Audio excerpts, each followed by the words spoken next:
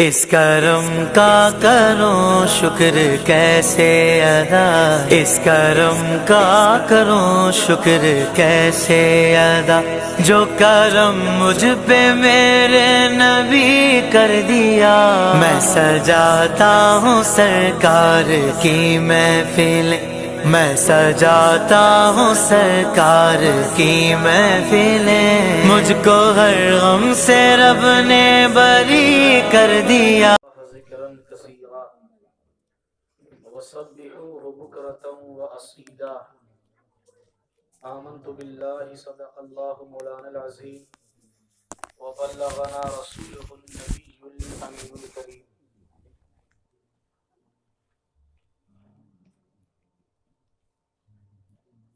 آج کی یہ مبارک مقدس محفل اللہ کے نیک بندے کے ذکر کی خاطر اسی نیکوں کی بارگاہ میں منعقد کیا گیا۔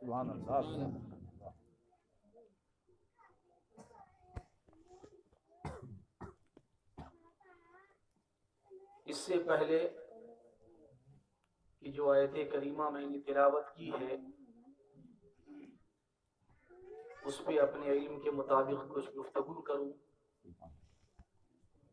نہایت ہی ضروری اور لازم سمجھتا ہوں اپنے اوپر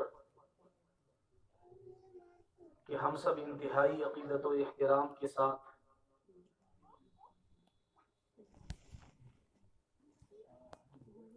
احمد مجتبیٰ کملی والے مصطفیٰ محمد عربی روح فدا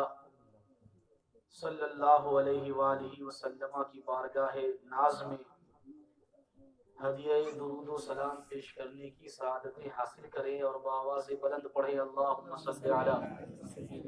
سیدنا و شفیعنا و حبیبنا و نبینا و مولانا محمد مبارک وسلم۔ صلو علیہ صلاۃ و سلام علیک یا سیدی یا حبیبی یا رسول اللہ صلی اللہ تعالی علیہ وسلم۔ حدیث پاک کے اندر آتا ہے جس کو میں بار بار بیان کرتا ہوں کہ میرے آقا نے ارشاد فرمایا کہ اللہ تعالی اپنے کچھ فرشتوں کو روئے زمین پر صرف اسی لیے اتارتا ہے کہ جو کوئی بندہ اللہ کے رسول، اللہ کے محبوب محمد مصطفیٰ صلی اللہ علیہ وآلہ وسلم پر درود و سلام پڑھے اور بھیجے، تو ان فرشتوں کی ڈیوٹی یہ ہوتی ہے کہ بندوں کے صلاۃ و سلام کو لے کر بارگاہ مصطفیٰ تک پہنچا دیتے اور درود کے عوض اللہ کی 10 رحمتیں اس بندے کو نصیب ہوتی ہے، اور سلام کے عوض اللہ کا بھی سلام اس بندے پر آتا ہے اور رسول اللہ کا بھی سلام اس بندے پر آتا ہے۔ اس لیے آگے بزرگان دین فرماتے ہیں کہ جس کسی کو ثواب چاہیے اور ثواب درکار ہو تو وہ نبی پہ درود پڑھا کرے، اور جس کسی کو اللہ و رسول کی طرف سے سلام چاہیے تو وہ نبی پہ سلام پڑھا کرے۔ تو ایک جماعت ہمارے سماج میں ایسی ہے جو حاشا و کلا کبھی کبھار وہ درود پڑھ لیا کرتی، سلام تو درکنار، اگر کوئی سلام پڑھے تو اس سے بیر رکھتے ہیں، دشمنی رکھتے ہیں، جبکہ اہل عشق کے یہاں درود جس قدر اہمیت کا حامل ہے اسی طرح سلام بھی وہی شان اور مقام رکھتا ہے۔ تو گفتگو بھی شروع کریں گے تو بغیر درود کے شروع کرتے ہیں، لیکن جو اہل حق ہیں جنہیں اللہ اور اس کے رسول کی سچی محبت ہے تو وہ اپنی گفتگو، اپنے کام، اپنے کاروبار اللہ کے رسول پر درود پڑھ کے شروع کرتے ہیں تاکہ جو میں بولوں اس میں اللہ کی رحمت شامل ہو جائے، میری مجلس میں رحمت خداوندی کا نزول ہونے لگے۔ اور یہ ہمارے اکابر کا طریقہ رہا ہے، اس لیے درود پاک میں بار بار اپنے سننے والے کو یہ بات بار بار کہتا ہوں، ہمارے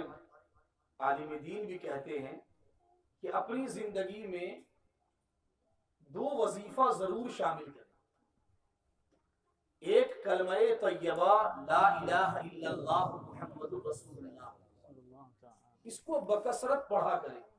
جو بوڑھے حضرات ہیں وہ تو پڑھتے ہی اس عمر میں پہنچے، میں اپنے نوجوان بچوں سے کہہ رہا ہوں، آقا نے ارشاد فرمایا حدیث پاک میں، جددوا ایمانکم، اے میرے صحابہ تم اپنے ایمان کو تازہ کرتے رہا کرو، تازہ کرتے رہا کرو۔ تو صحابہ کرام نے پوچھا یا رسول اللہ تازہ کرنے کا کیا مطلب ہے؟ ایک بار مومن ہو گئے تو ہو گئے؟ آقا نے فرمایا نہیں، جیسے کپڑوں پر، جسم پر گرد و غبار بیٹھ جاتے ویسے ہی ایمان پر بھی گرد آ جایا کرے، بار بار کلمہ طیبہ لا الہ الا اللہ کا ورد کر کر کے اپنے ایمان کو تازہ کرتے رہا کرو۔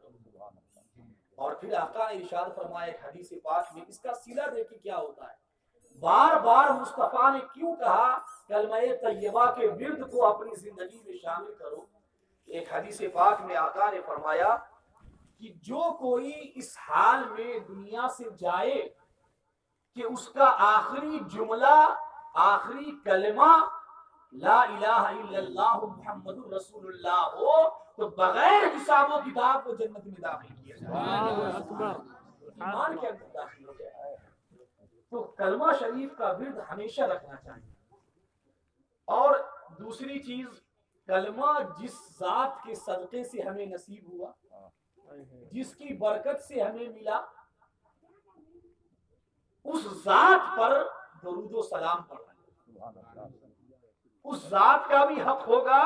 اور کلمہ طیبہ کے ذریعے اپنی آخرت اور دنیا بھی سنورتی جائے گی۔ اس لیے کلمہ طیبہ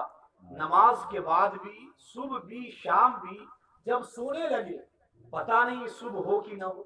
یہ سب اس لیے بیان کر رہا ہوں کیونکہ اللہ والے کی بارگاہ میں ان کا یہی طرز ہوتا ہے، یہی زندگی کا معمول ہوتا ہے۔ فرمایا تمہاری زندگی بس ایسے ہی ہے، سوئے ہو تو صبح اٹھ پاؤ گے کہ نہیں، اس حیات ظاہری کے ساتھ یہ تو دور کی بات، زندگی تو یہ ہے کہ ایک طرف سلام پھیرا